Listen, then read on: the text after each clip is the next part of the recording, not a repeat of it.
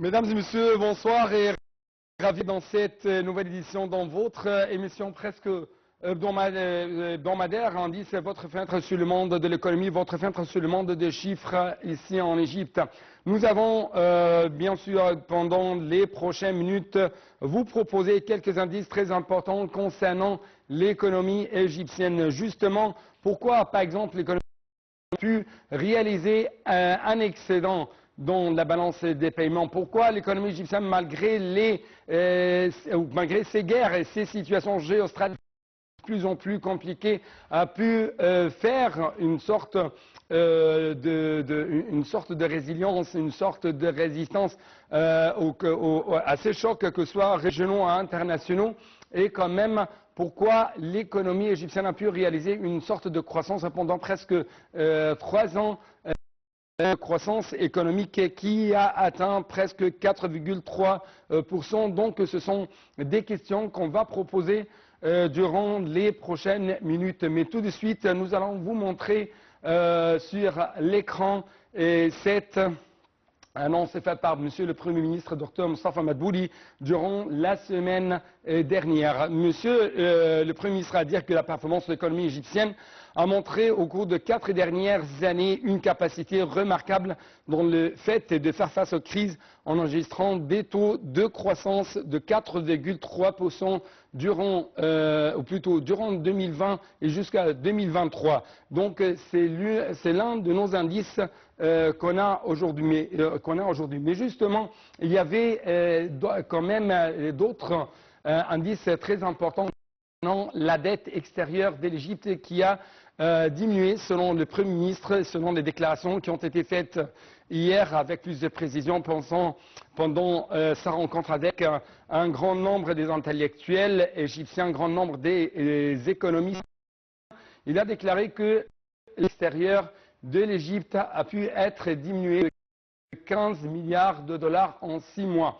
Il a indiqué quand même que l'État a travaillé les réformes économiques en renforçant le secteur privé. Donc ce sont encore une fois des très importants, mais justement quand même, comme vous regardez sur l'écran, Monsieur le Premier ministre a ajouté que son objectif, l'objectif de son gouvernement, est de réduire l'inflation à 10% d'ici 2025.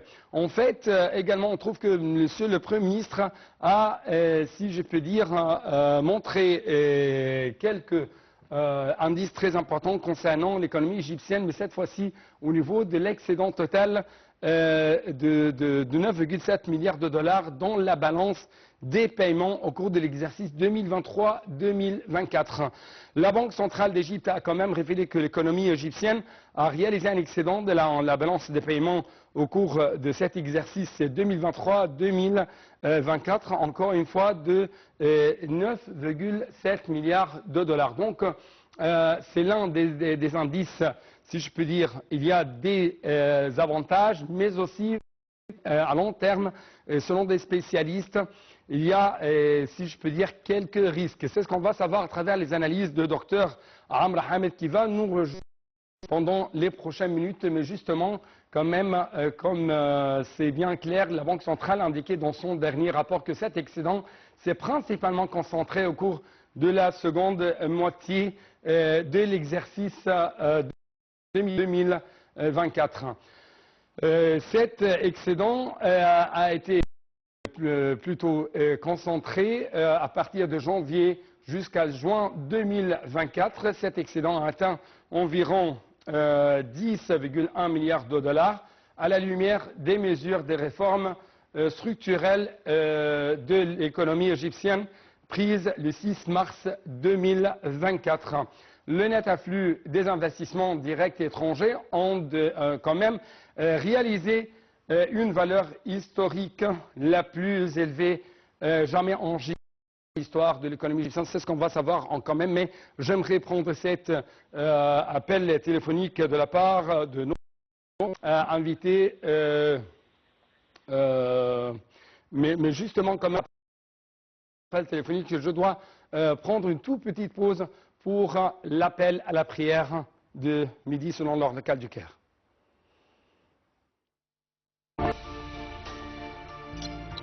Donc, chers téléspectateurs, c'était l'appel à la prière de midi ou de Zohr, selon l'heure locale du Caire, et de retour donc à ce qu'on a aujourd'hui pendant cette édition d'Indice.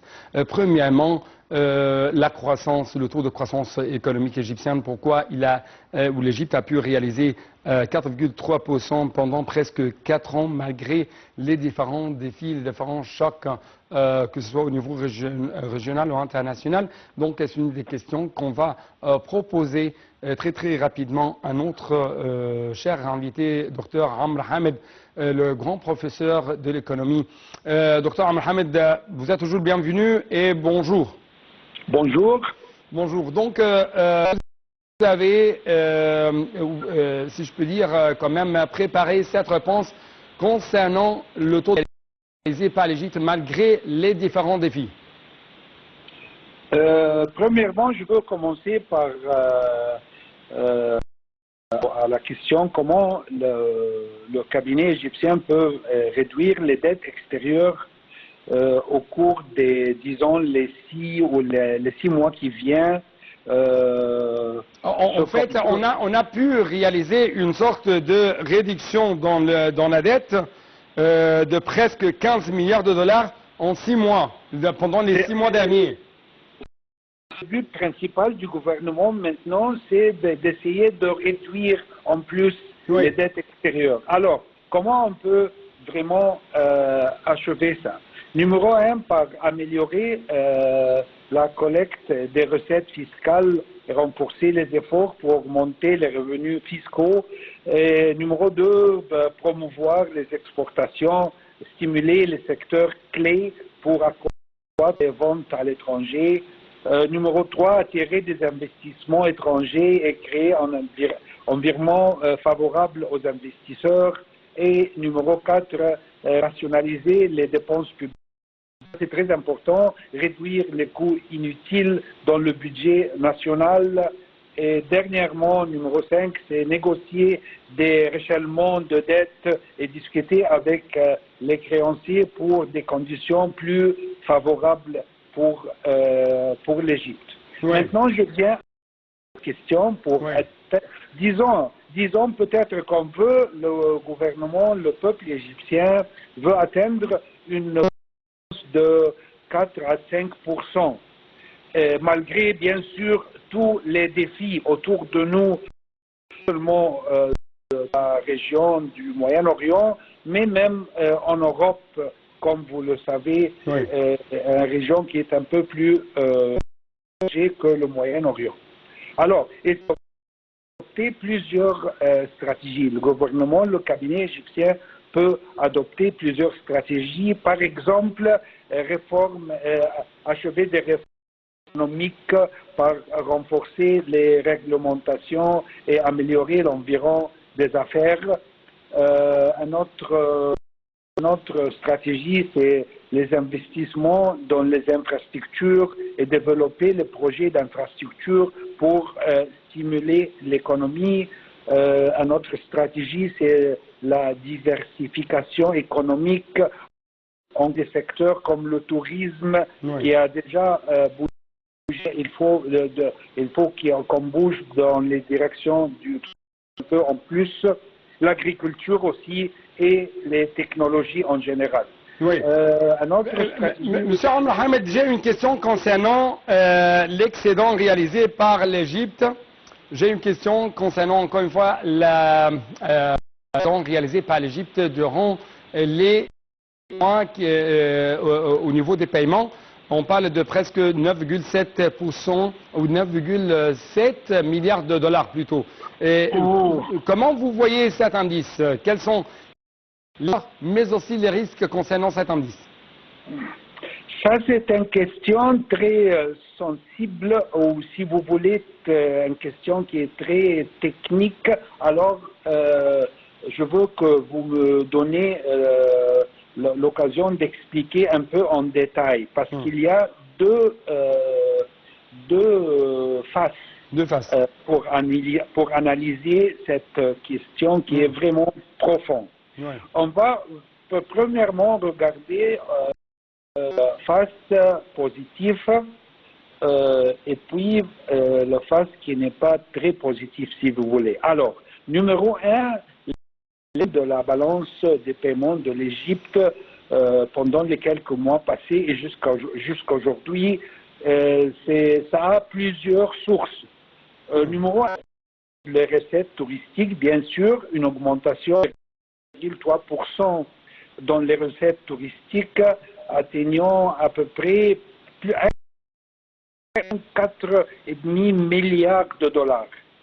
Numéro 2, la source numéro du canal de Suez, parce qu'il y a des revenus grâce à l'augmentation du trafic maritime, malgré la situation qui n'est pas très agréable à la mer Rouge. Mais ça, c'était le cas avec le canal de Suez pendant les quelques semaines, les quelques mois passés. Oui. Le source numéro 3, c'est la réduction du déficit commercial qui a vu une baisse de 12,7% du déficit de la balance commerciale, ce qui a allégé la pression sur les comptes extérieurs. Et la dernière source positive, ce sont les investissements directs étrangers, Oui. comme par exemple Monsieur Abdelhamid, concernant l'investissement direct est un record qui a été affiché justement pendant les derniers jours en ce qui concerne qu'est-ce que l'économie égyptienne a pu réaliser. Par exemple, l'investissement direct étranger a atteint 46,1 milliards de dollars au cours de l'exercice 2023-2024. Et cela est représenté, ou quand même est considéré comme un record qui reflète également la confiance des investisseurs étrangers envers l'économie égyptienne et les opportunités qui y sont disponibles. Donc, comment, pendant votre événement, vous, si je peux dire, nous donner plus d'informations pourquoi il y avait ce record qui a été réalisé par l'économie égyptienne en ce qui concerne les 7 indices?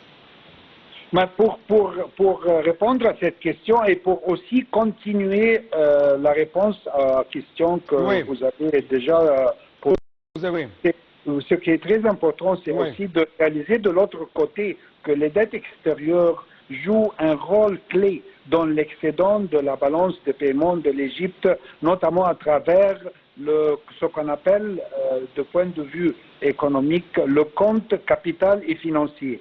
Les emprunts extérieurs, y compris les prêts et financements des institutions internationales, sont comptabilisés comme des entrées dans la balance des paiements. Oui. Cela améliore le solde global à court terme, mais accroît la dépense de l'Égypte envers le financement extérieur, créant ainsi des obligations futures remboursées qui pourraient affecter la stabilité économique à long terme. Oui. Mais pour réduire maintenant les dettes extérieures au cours des quelques mois prochains qu'on a déjà expliqué au long du programme.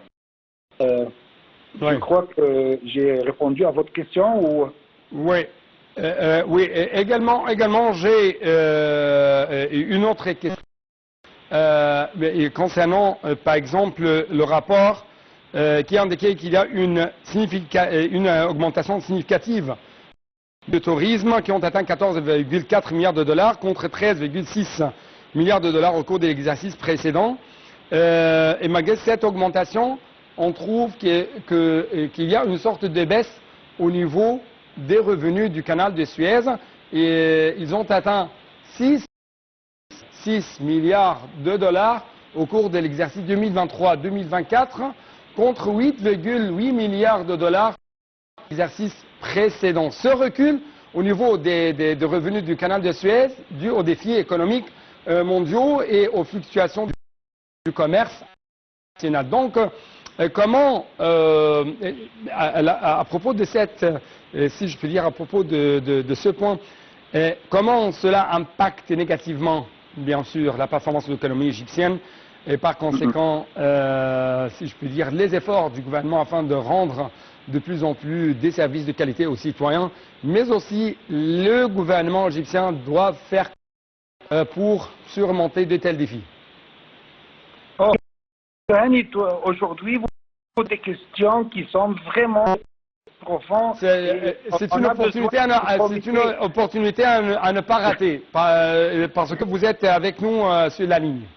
Oui, bien sûr, mais on a besoin d'un comité économique pour votre proposition. Ok, ça va. Ça. Alors, je veux commencer premièrement par à tenir la question à faire avec le secteur touristique, et puis on va parler à propos du canal de Suez. Pour commencer, premièrement, pour dynamiser le secteur touristique en Égypte, on a plusieurs stratégies qui peuvent être mises en œuvre. Numéro 1, amélioration des infrastructures, investir dans les routes qu'on a déjà commencé bien sûr, mais on a besoin de plus des investissements pour les aéroports et les services de transport, et je crois que le gouvernement a déjà achevé beaucoup des étapes positives dans cette direction. Oui. Numéro 2, la promotion et lancer des campagnes de marketing pour attirer des visiteurs de marchés émergents.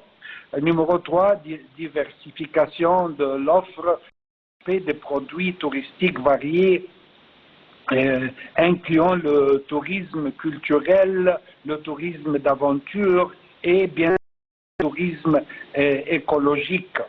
Une autre stratégie, numéro 4, si vous voulez, formation du personnel qui est très important. Améliorer les compétences des travailleurs dans le secteur du tourisme. Et ça, c'est une stratégie. On a beaucoup à prendre dans cette direction.